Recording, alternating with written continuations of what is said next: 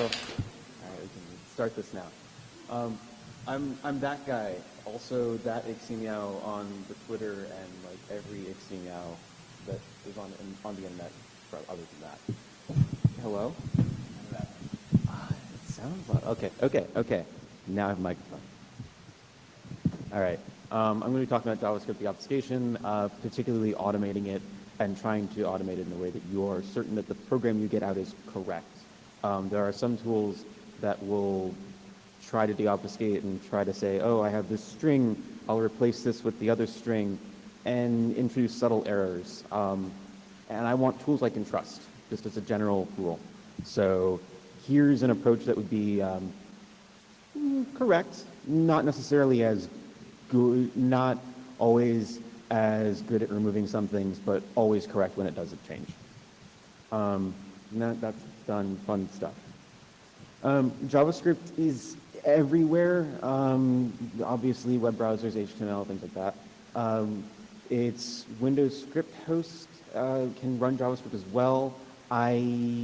That's what really motivated this. I work at a company where some people who deal with endpoints that have been compromised.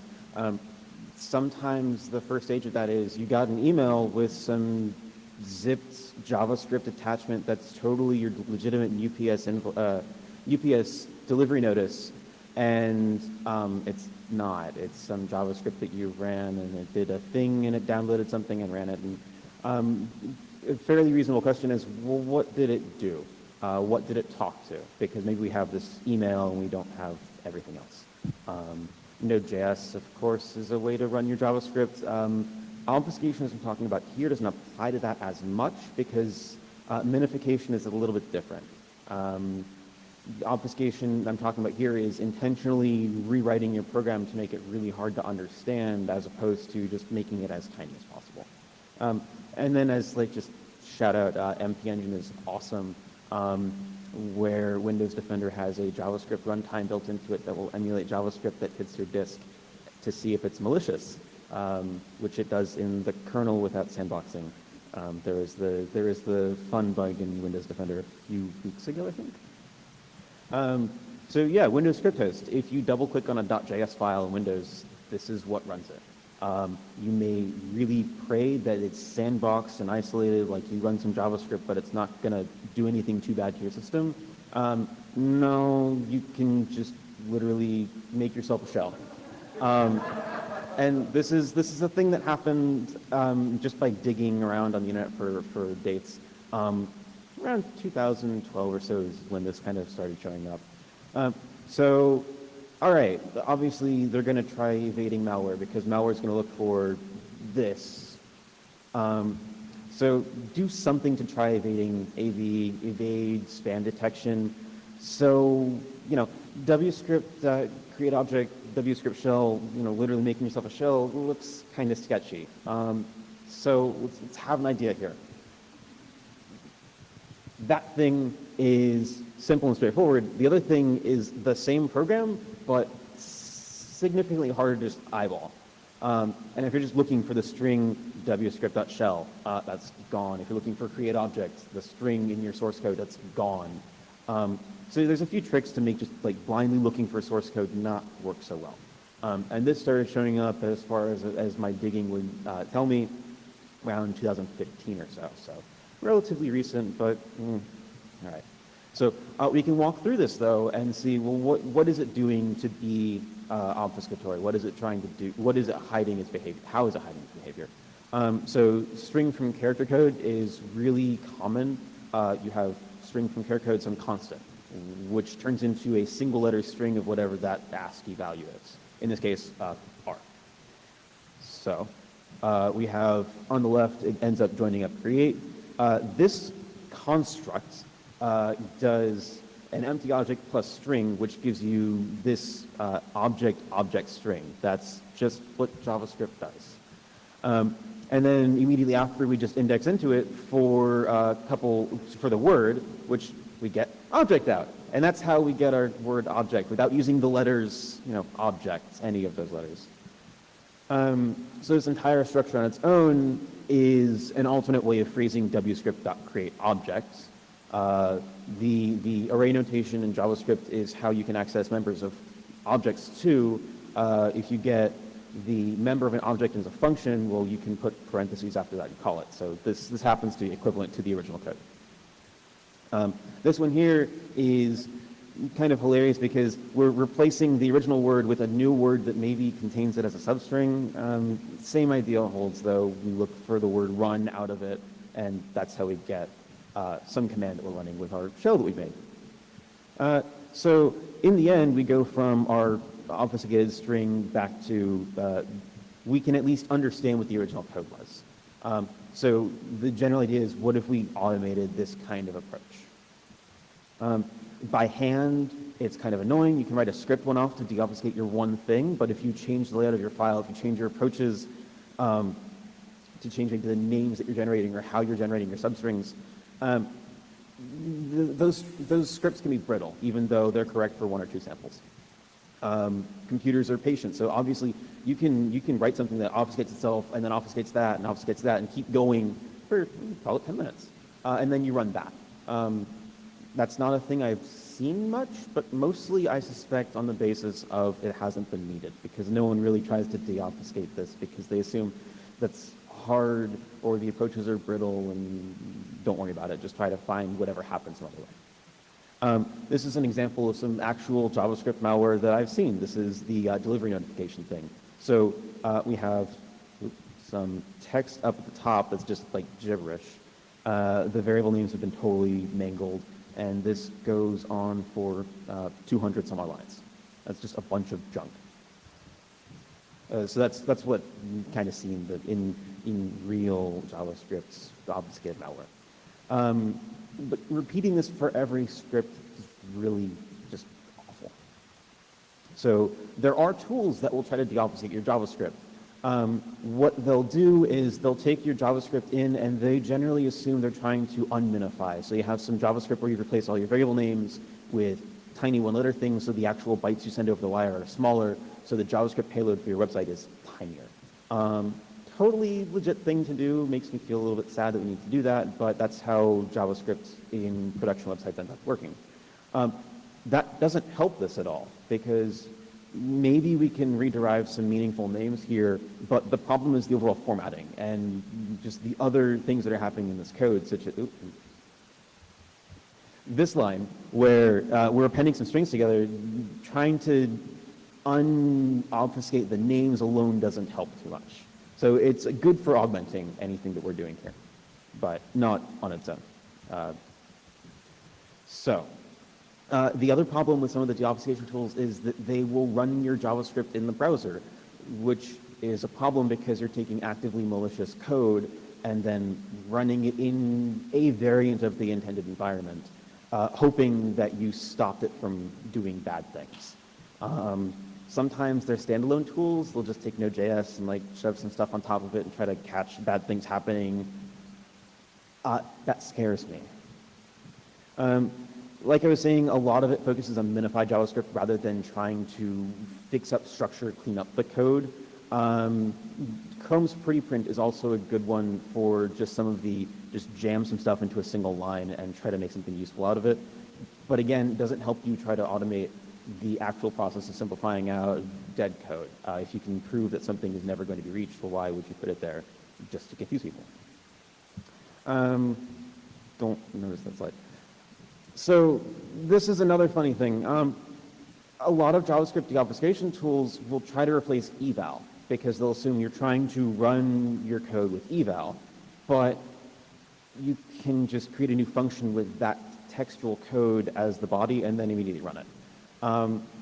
Constructing a new function this way, you can do things to stub this out in the runtime without getting too invasive, but you run the risk of breaking legitimate programs. If you try to intercept this and do things, you will break some good programs.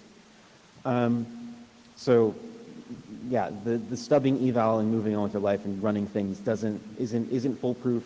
And in the same way, other techniques that are other tools in various JavaScript environments might not get stubbed because you might not know it all out there. if you try to detect your environment, if you say, well, if I'm going to look for XML HTTP request, and if that exists, I know I'm in a browser, but I was targeting desktop users. So if I'm in a browser, but I'm supposed to be on a desktop computer in Windows script host, you're clearly looking at a situation where some analyst has picked up your code and is trying to reverse engineer it. So, well, change your behavior. Do something that looks malicious, but not the same thing that you were initially trying to do. And now you've significantly compounded any kind of reverse engineering.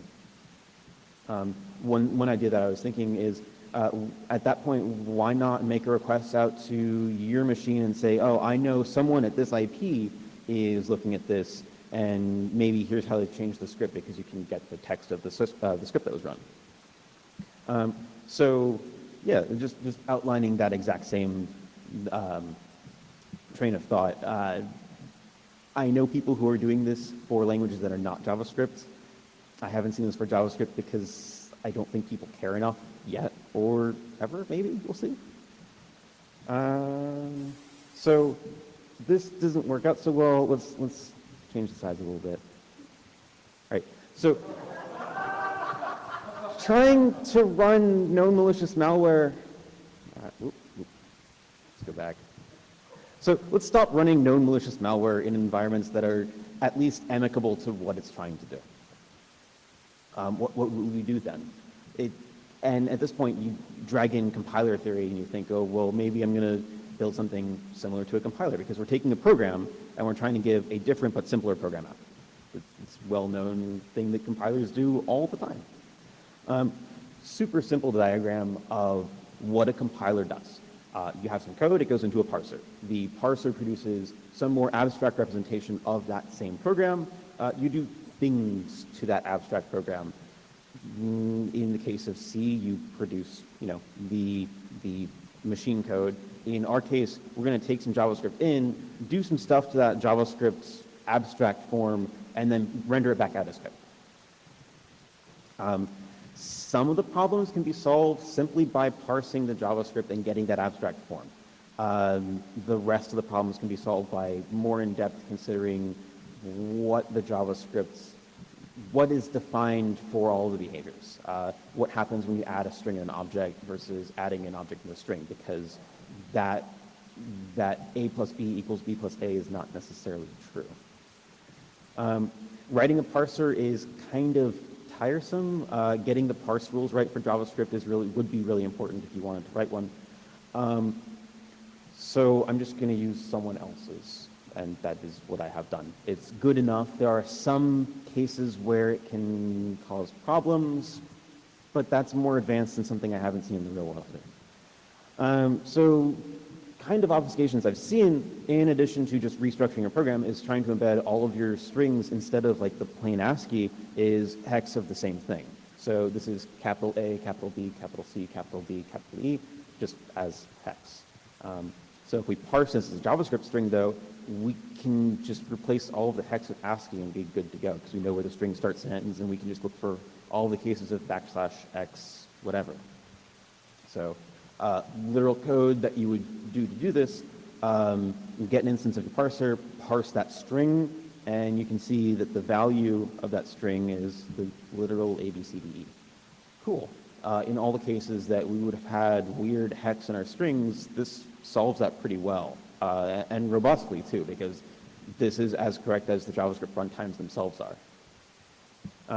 Another case that happens is, you've crammed all your stuff into one line. You've used weird constructs like, what is the negation of an empty array? Is that true or false? So by just parsing and printing it out again, we can still see results that are pretty all right. Remember earlier, the actual real cases of this can be pretty nasty. So if we parse this and print it out again, we have a fairly large, this is tiny because the actual program I was looking at is quite tiny, but this is the abstract form I was talking about. So at the very end, we can see the enclosing object is a program where inside it has a sequence of, oh, here's the test for the if, where we were doing negation on the empty array. And this is what a lot of code that I've written for this actually works with. So we print it out again, we take that abstract form, render it back out, and now it's a lot more reasonable to just eyeball. The code itself is still confusing because what is the negation of empty array? What is the double negation of empty array? JavaScript has many ways to hide your actual values. So if you remember the first line of that file before, we go through and we have this big old line of stuff. Well, we can parse that as JavaScript, and let's see what we get. Reasonable. Like, you can actually read this and make sense of it. You see, we start with some date. In this loop, we get a date for whatever now is, compute the difference, and if it's more than 7 seconds, we break. Not even needing to like fix up names or anything, just parsing this out and printing it out again is good enough to have something helpful. As far as the abstract syntax tree trickery, the abstract form of these programs goes, parsing and printing it back out is pretty easy, pretty straightforward, and I'm considering kind of low-hanging fruit. There are some caveats to that where just by parsing and printing out again, you can break the program. There are obfuscators on the internet, particularly one on GitHub, where it has a mode that takes your big old JavaScript in, obfuscates it, and if you change it at all, the program stops working, which is kind of interesting. Everything else, though, everything else I'm going to talk about involves actually traversing that abstract form and seeing, well, what does this do in the context of the program? Is this going to be, can I make a change here and will that be safe? So this is where we get into more of the in-depth kind of analysis where, so say initially we had our WScript create object again. We can start replacing this with array indirection to build up our strings. So we replace the WScript part with the first entry in an array. Do the same thing with our period, with our shell, and later on when it goes to run, as long as this array has not been changed, you just concatenate those together and you still can build your WScript.shell string and still be sufficiently confusing to anyone just trying to reverse engineer JavaScript. But in order to do this, we need to verify that our randomly named array is not modified before it's used. If the initial array is modified, we can't just reach in there and say, oh, well, this is a constant value, and grab it, put it back in. We have to make sure that there's no variable scoping weirdness. We have to make sure that that variable actually refers to the array, because maybe you've done some kind of trickery with names where in this line, it becomes a string. So we're indexing into a string and doing something different than perhaps what an incorrect analysis would tell you. After you undo the obfuscation through the string array, though, it looks pretty straightforward. You would build out your WScript dot shell. So this is an example of where things can be kind of confusing. Say you had a decode function that replaced all of the entries in your array with some decoded value. And, say it was WScript, but you decoded into something else, maybe literally Satan, like the command was before. You have to be really careful when you're traversing over the object to say, well, are we reassigning to this array? Are we reassigning to any elements in it? Another one that I've seen a fair amount is base 64ing some parts of your code where you have some string and you base 64 that so that in the source code, the original thing is gone. When you go to run it, you just throw a decoder function in front of it that would dbase 64 it. In that particular case, we maybe can do something really nice where we just say, this string looks like base 64, and alongside it in the code that we write out, maybe insert a comment from us that says, oh, this is base 64 of that text. So this is base 64 of something that looks like JavaScript. Maybe pay closer attention to this particular variable. And same kind of situation. So if we had an array that was just used to break apart the wscript.shell string, just base64 each of the components of that array, and then later on decode it and then use it. One of the other things that you see is, well, compute some code and then eval it, run it again. In these cases, it's usually pretty common to see something like a first stage that downloads something, hits a web request, gets a result, does some stuff, evals what it got from the internet plus some decoding. Sometimes enough of that is included locally that you can do interesting deobfuscation and know, well, whatever comes in from the internet, I'm going to prepend this stub that's going to put it at that location and run it. If we can analyze JavaScript source code, though, and we can compute what is going to go in the eval, we can also try to deobfuscate what goes into the eval. So that's cool. Eval looks like a function call, just the same. So we can just look at the single, hopefully constant argument. Another thing that happens a lot with obfuscated JavaScript and minified JavaScript is you'll see like negations of objects plus objects, or bitwise inversions of array plus empty string. That is absolutely just relying on trickery in how JavaScript operators are defined. They're defined by the language to do one thing or another depending on the type of their arguments. So you can know that you replace the literal word true with negation, negation, empty array. You just end up sitting and messing with it until you find something sufficiently confusing.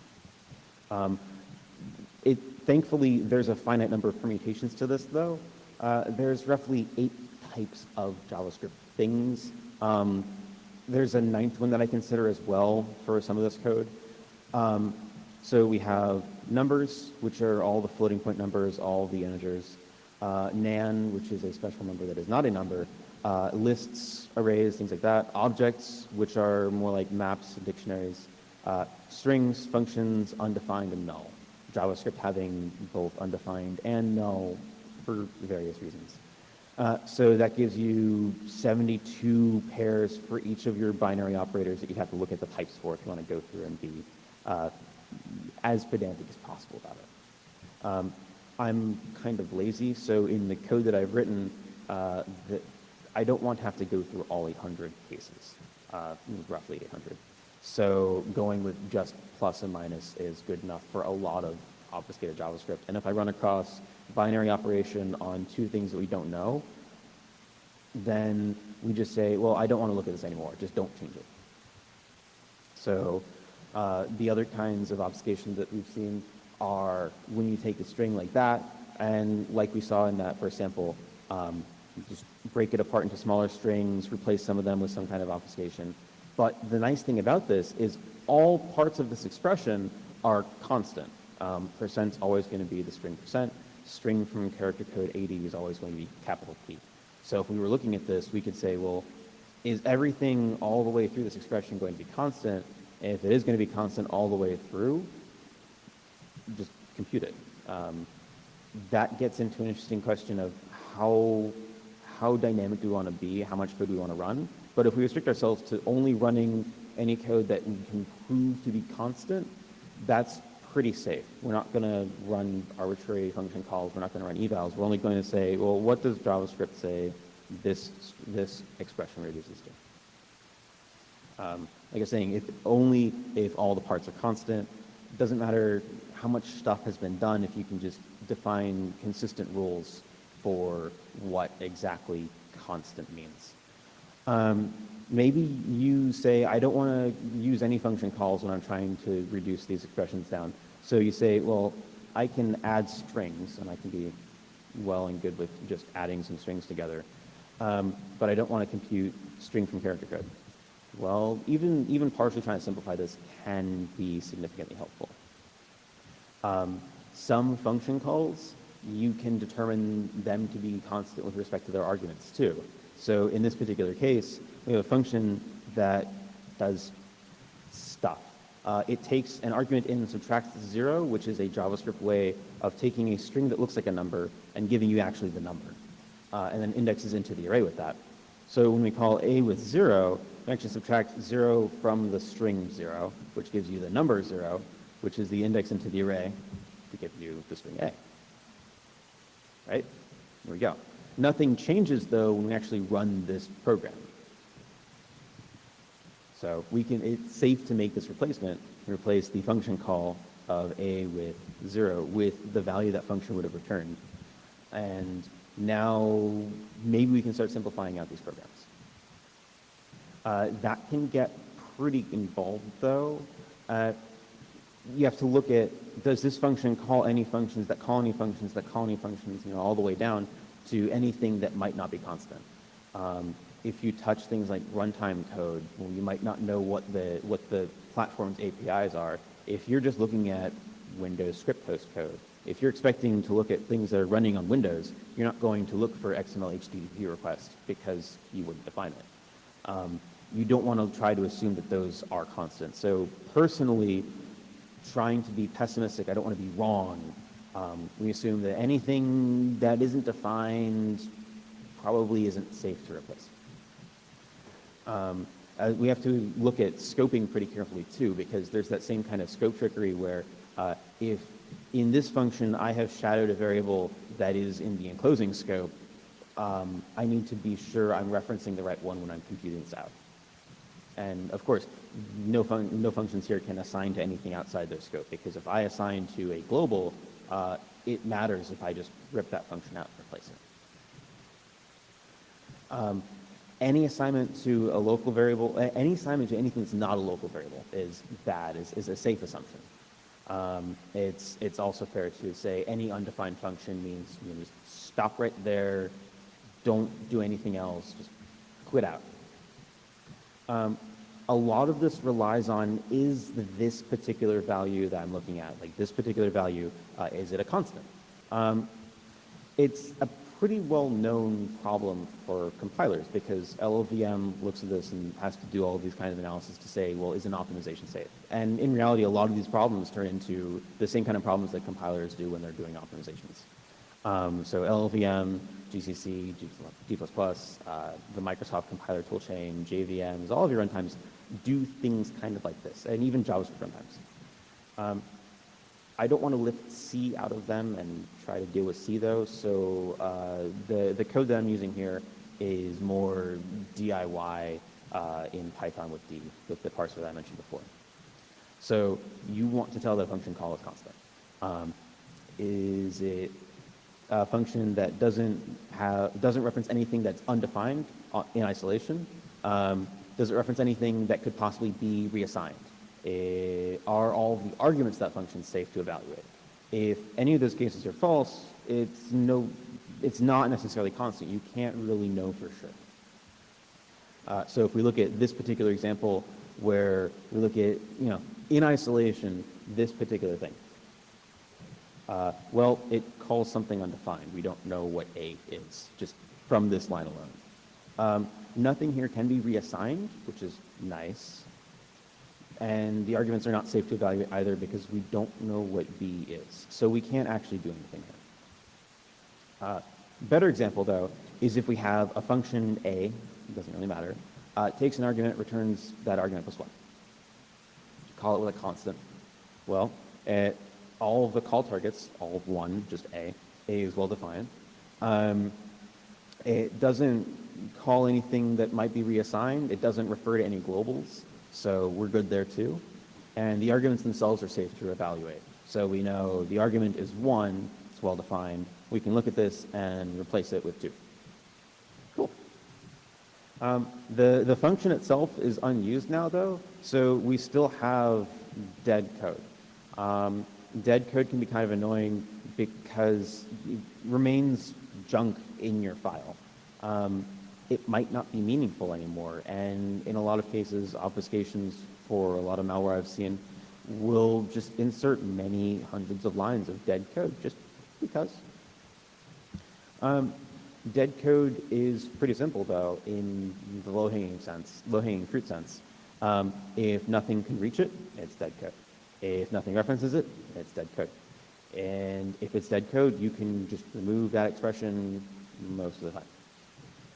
So walk through the whole program and say, well, I understand JavaScript assignment rules.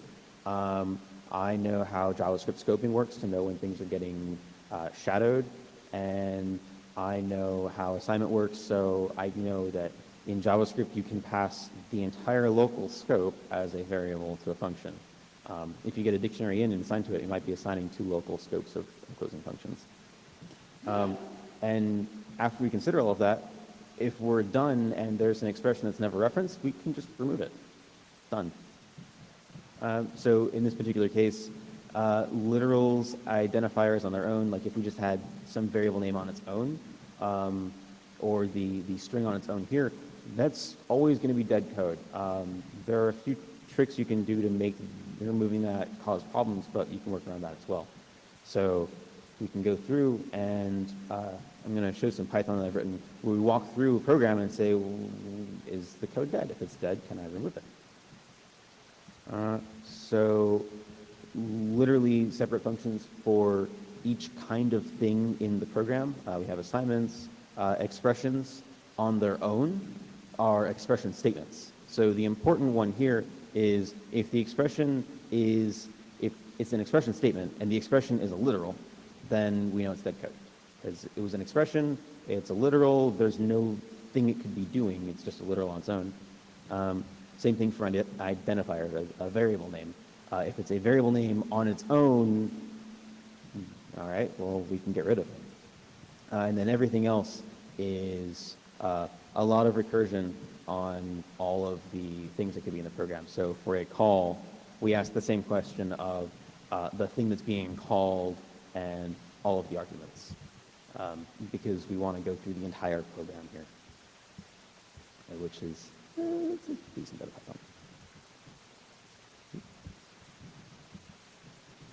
Python. So when we take this and run it at the obfuscated malware that I was showing before, even just removing dead code is useful, because remember, this was several hundred lines of multi-line spanning blobs of stuff, and it turns out that every other line in between these variable definitions was dead code, and you can just remove it. In addition, you could say, well, this expression is constant, and add it all together. You can see how some of these might start adding up in interesting and useful ways. So, there is some weirdness to JavaScript, though. Did you know that empty array plus the number one is the number one, but empty object plus the number one is the string one? So empty array plus one is not exactly the same as empty object plus one. And you can abuse this when you're trying to write something obfuscatory, when you're trying to just throw a reverse engineer, because maybe you use triple equals where that evaluates to false. You know, one is not the same as the string one. Or you use double equals where they're the same. And because double equals will try to turn things into, it'll try a little harder to say, do they look like they might be equal? Empty array plus one is the same thing as empty object plus one, even though empty array is not the same as empty object. Similar kinds of things, 1 divided by empty array does not equal 1 divided by empty object, because no one might expect them to be equal, but I wouldn't expect them to be reasonable math expressions, but you will see them in some JavaScript. So on the left, it evaluates out to infinity, because the empty array evaluates to 0. So 1 divided by 0 is infinity. And the division by an object, because JavaScript rules, that is not a number. There you go. So these are no longer the same. So if you have if on an empty object, it'll take that branch and do the thing. But empty object is not the same as true. Like you'll see that it's false if you do empty object equals true. JavaScript object plus 0 is 0, but JavaScript object plus JavaScript object is a string. And it's a very nondescript string either. You just get object, object, object, object. Except on Firefox, where that addition of objects comes out to nan. And you totally could do that for like platform detection if you wanted to know if you're being run in Firefox, or if you're in Chrome, you can use Chrome-specific features. There's some amount of work to be done in the future that is stuff that really isn't fitting for proof of concept of can we deobfuscate a little bit better, which is proper constant propagation. You'll see in compilers you'll have constant propagation. There's my particular favorite, the most powerful form of constant propagation is called sparse conditional constant propagation. The important thing about that is if you have something like a loop, you might not know if an expression in the loop is constant until you've gone through a few times. So you can start doing things where you say, well, is this value assigned conditionally going to be constant through the loop? If it's going to be constant, then we've answered some of those questions before about is it safe to deal with, is it safe to change things here? In some of the cases where we've done some analysis and the function looks really simple, so it's x plus 1. Maybe it makes more sense to replace the function call with just the text of the function. Replace a1 with just x plus 1. That can be tricky for all of the same reasons that any of the changes can be tricky, which is that some obfuscation tools will take your original code and they'll get the source code of it, because you can call toString on a JavaScript function and get that original string back out, compute like an XOR key out of it, and then use that to decode a string. So if you've gone through and changed the function at all, you now break that XOR key. So you'd want to do something where you ensure that if there's a reference to the original source code, you replace it with the original source code before you tampered with it, and then change the real function. And then one thing that would be nice here is more real-world test cases, because as much as I was digging, it looks like Google has gotten pretty decent at catching JavaScript spam. Things that were in my spam 6 months ago are gone now, and nothing more has come by. Looking around on the internet, there's like 4 major forms of obfuscation, but a lot of these things apply to languages that aren't JavaScript. They apply just the same to Python, to VBA, things like that. This worked. This is kind of the end. I think I went pretty fast, actually. So if anyone has any questions, I'm also going to be running this in the background.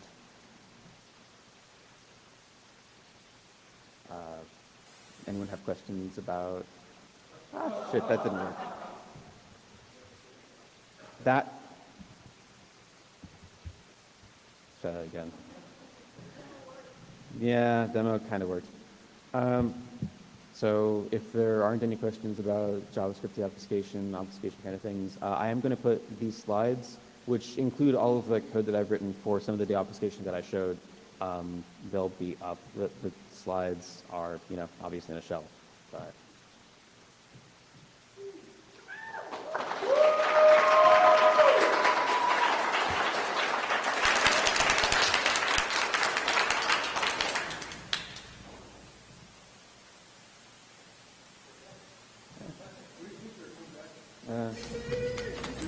I was going to say at the start of all this, I was surprised how empty the room was, and then the room filled up a little bit, and I was really worried that people like JavaScript and wanted to hear all about deobfuscating JavaScript.